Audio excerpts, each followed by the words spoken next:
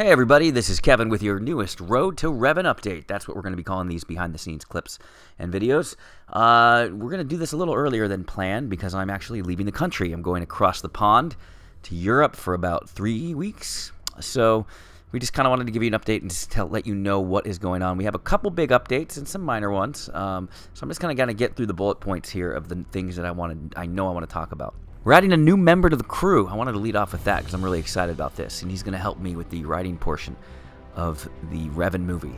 We have an outline set, a very detailed outline that the gang, that my KOTOR crew has already helped me with, and we really have a 3-movie arc planned. So we're not doing it movie to movie and forgetting loose ends or threads. We're going to really tell a story that connects each movie to the next, and everything has a good thread line. But I wanted to get some help in, especially for specific scene work, and a big fan of our movies. His name is Greg Mitchell. He's also known in the online as Hedek Ga. I think I said that. I might have butchered that. He can let me know. But he's been a fan on our Facebook, and I've always seen him, and he's always communicated with me, and he's a good dude. And I actually helped him. I voiced Revan in his Shadow of Revan from the Old Republic MMO. He made an edited movie, and he just has the Shadow of Revan storyline. So I voiced Revan, and he actually did a little bit of rewriting to tweak it to have the Revan in the MMO be the Logan Star Revan, keeping all of my movies canon. My movies canon, Icy's movies canon. So we communicated with that a lot more, and I'm actually going to post that video when I can so you guys can see it. He condensed it where it's just all the Loganverse scenes. For the movie, so you can see he even makes a joke about Revan.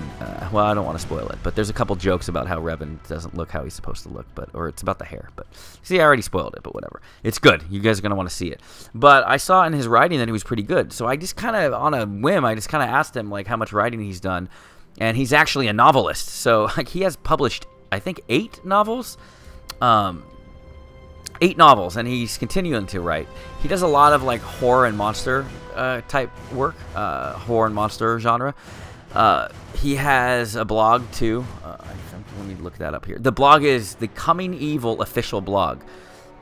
It's pretty cool, so you should check that out. He's been published.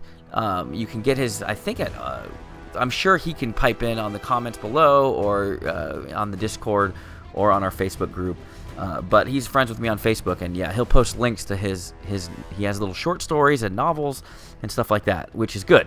So going in, I knew that, but I wanted to make sure he had a handle on how to write Revan. So I actually gave him a little task, and I said, hey, I want to show the other guys your style of writing, and we just gave him a scene. I had him do a scene. I don't want to spoil it because we're going to use some of it in the movie, and he did really good. Like he nailed what I liked about him is he nailed how Logan Star would be before he's Logan Star and he's Revan. Like he didn't lose that sense of how I've been always acting like Logan, even though Revan's a different person in our prequels. And he nailed what was most important to me, which was a challenge for me when I've been going through these, is he nailed the dynamic with Jedi Malik and Jedi Revan in just a few couple lines, which then I was like, oh, he's in for sure. And I showed the other guys, and they were 100% supportive. And so with Twig and Jenks' approval, he is joining a team.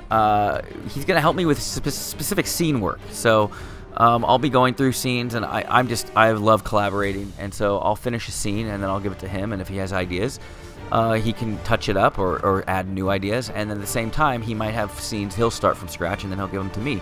And it's going to be a good working dynamic. And he's fast, which is crazy. Like I gave him that task to like do a scene, and like I was expecting like a couple days, maybe a week, and like 30 or what was it, an hour and a half later, he's like, hey man, I got the first draft of the scene, here it is. And I was like, all right, you're in. So he's done more stuff too. He's actually been a screenwriter. He's has stuff coming out on the Sci-Fi Channel. If you're from America, you know, if you're familiar with that network.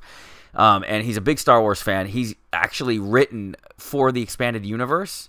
If I'm correct, he did the backstory for the Dusty Duck, which is that ship in the Farewell to Jira scene, deleted scene anyway, from episode 1. And I know he had talked to me about, he has written a couple articles for the official Star Wars blog a few years back. And he actually has done writing for Wikipedia, or he's on the Wikipedia page. So if you type Greg Mitchell on Wikipedia, you'll be able to see some of the stuff he's done. So His one message he wanted to relay to everybody is he's very honored and excited to be part of the Revan team. And I can tell you that's the most important thing is we want to have this good chemistry where everybody's excited and wanting to be working on it. And he's going to help me because it's a task. And that's just me being humble that I can't do it all alone. Just like I can't do any of these movies without Brandon and Jenks. They're just so irreplaceable. I also think that while I think I could write a hell of a good Revan movie, I think it could be a perfect Revan movie if I have someone that's so ingrained in the Star Wars lore like Greg.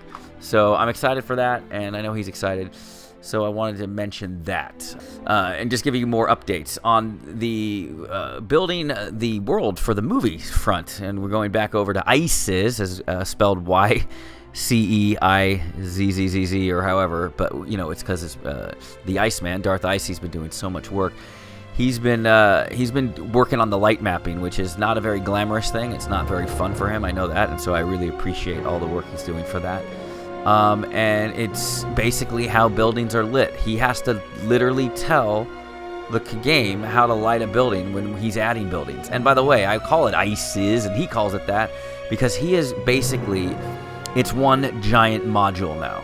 If you can imagine in the game, you're in one little module and you leave the screen and then there's a loading screen, right? And there's several different modules. There's 6 modules, I think, total. And he's basically made all 6 into one. And that way we can have speeder bike chases if we want. We could have a walk and talk that goes further than just a little part of the thing. For the battle, too, the way he does his battle filming, he's very precise in planning the battle. It's almost like he's one of the generals. General Iceman reporting for duty.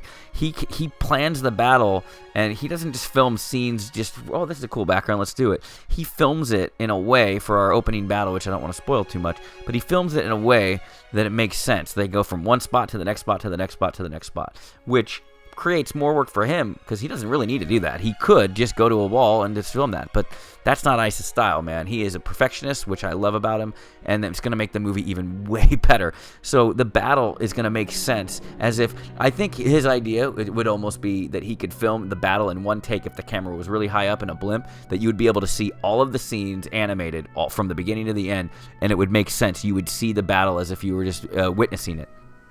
So the fact that he has to make these modules huge. He has made basically this giant module, and then he has to assign lighting to each individual building. And you have to tell basically a wall how to shine in the light. And if you don't, it's pitch black. So he actually works in 3D Studio or in 3ds for that as well. In 3D Studio Max, I believe. Again, one of these days I'm going to have them start doing their updates because I feel like I butcher it and I give them less credit than not less credit. I feel like I make it more simple than it really is. Although, some of you guys don't want to hear the overly complicated stuff anyway. But just to give you an example, like if you put in a building, if you don't have a light map, it's pitch black on the screen. You're seeing it right now. It's pitch black, and that doesn't do him any good. So he has to create these light maps, and that's just a pain. The other stuff that he's been doing, which is really exciting, is importing a lot more ships. He's been importing ships from the MMO. We're going to be able to have Revan's ship. This is a total work in progress you're looking at right now. The scaling's off, but you're going to be able to have Revan's ship from the MMO in our movie, and it's in the game engine of KOTOR. I don't know how these guys do it, man. They're geniuses. So you can see here, there's a lot of different ships he's bringing in. We're gonna have the Mandalore, the ultimate ship. We're gonna keep this. It's gonna, as much as the MMO, it works with the novel and it craps all over that with the Revan lore. We want at least fans of the MMO to be able to watch our prequel and maybe not necessarily go by Knights in the Darkness Part 2's ending, and they want to go by their own ending where the Old Republic is as it is in the game. Well, our movie's still going to be able to work with that because we're going to try to keep it as correct as possible and show Revan's backstory. So Iceman is basically he's playing SimCity with KOTOR, but basically building it brick for brick. It's amazing what he's doing, and I can't believe what he's done. And you can see here, like this Meetra footage of her on a bike. That's how he gets around and explore it. Makes me also want to have a game called like Meetra Speeder Bike Racing for the GameCube. I keep making jokes about it. It's like, you just want to play a game called Meetra Racing. But it's a huge module. and I don't know how he does it, but he's doing it, and it's going to make filming so much easier when we get these big battle scenes. So that's what Iceman's been up to. And as far as Jenks goes, Jenks has been juggling a lot of things in his personal life, but is still being able to create custom film animations in 3D Studio Max that are being exported into the game. And you'll see here, this is a preview right now, because he's been getting back into the game by doing some scenes for the special edition of Episode 2. I know a lot of you guys are getting really excited and be like, oh my god, there's a special edition of Episode 2? There will be, one day. I don't know when it's going to release, but just getting back into it, he's been filming scenes, so he's not just wasting time. So you'll see here, he imports animations like, here's a superhero landing, I'm about to show you, from Episode 2, the special edition. I'll show it to you with audio right now so you can see what we're talking about. This is from a scene you might remember. It's intercut with some old footage too from the game, so you'll be able to tell what's the special edition footage and what's not. Here you go.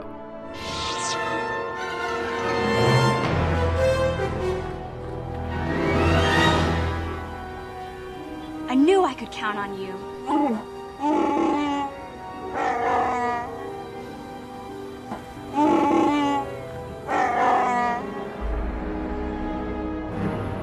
Hey, why don't you try attacking me this time? It's insane. So he's exporting these, it's superhero film, he exported that film animation into 3D Studio Max and then puts it back into the game. That's basically how BioWare and Obsidian would create these cutscenes in the game. So basically, he's basically using industry-grade animation software and creating our own cutscenes to play out in the game. And his cutscenes, I would argue, are better than the ones that are in the original games. Maybe that's blasphemy for fans of the original, but I'm just saying you can't go wrong with some of the footage that he has. And you can see in the background here, just filling space, you can see more footage of his Episode 2. So he's been doing that, getting back acquainted, because he has been away for a while on actually getting his hands dirty. Yeah, he's been working on doing the cameras. You could see in 3D Studio Max, or 3D Studio Max, or whatever, the shot of the rotating circular camera. It sounds dumb, but it's a perfectly circular camera. Couldn't be done with the old tools, so you have to do that now. It's just an extra step, but that's what he's been up to. Part of animating entirely new cutscenes is how much stuff we can do with the game. So to the point where we're basically on the same level that BioWare had when we were making the original game. The level of tools he has is basically, if they made a KOTOR 3, he could do all their cutscenes, and it would be just as good as if it was back when it was first being released. So, and the good news is he's also working with ISIS areas and doing his own skyboxes. He's partnered with, we've partnered with, I'm going to butcher the name, but Kexicus, who makes beautiful 3D generated imagery. We're doing 3D generated skyboxes. They're created in a program called TerraGen, and it can be used to make all sorts of different skies. And actually, I remember TerraGen. Forget the old name. Maybe chime in on the comments. There was what it used to be called. I think they changed the name to TerraGen. I remember having it on the old Mac years ago, maybe PC, where you could just create like different lands. And I remember making lakes with like trees and stuff like that. Well, we're able to now completely create the backgrounds and populate the world around ISIS. ISIS. Gosh, whoever knows how to say it. I'm tired too, by the way. It's kind of late. Trying to get this in before I leave for the trip. But yeah, he's working on the 3D generated skyboxes, and he'll be able to make all sorts of skies you're seeing here. He's just messing around with it, and all this is just looking really good. Like it's just giving Revan. It's gonna look familiar to fans of our KOTOR movies, but it's also going to give it a new look because these are prequels, But prequels in a good way, in case you hate the prequels. I don't hate them, but in case you do. But he's basically creating CGI 3D environments live. Like, look at the progress. Look at the video of this. The progress render takes forever. So, for instance, in this footage right here, this picture right here, this took 16 minutes just to get that much on the screen, which is funny. But it's like high quality footage here. It's a pain in the program to use for him, I'm sure. And you can see here like how it renders. It takes forever. It takes about 30 minutes to do a medium quality preview at that. So about an hour to hour and 20 to do a full res for one frame. Imagine doing animation.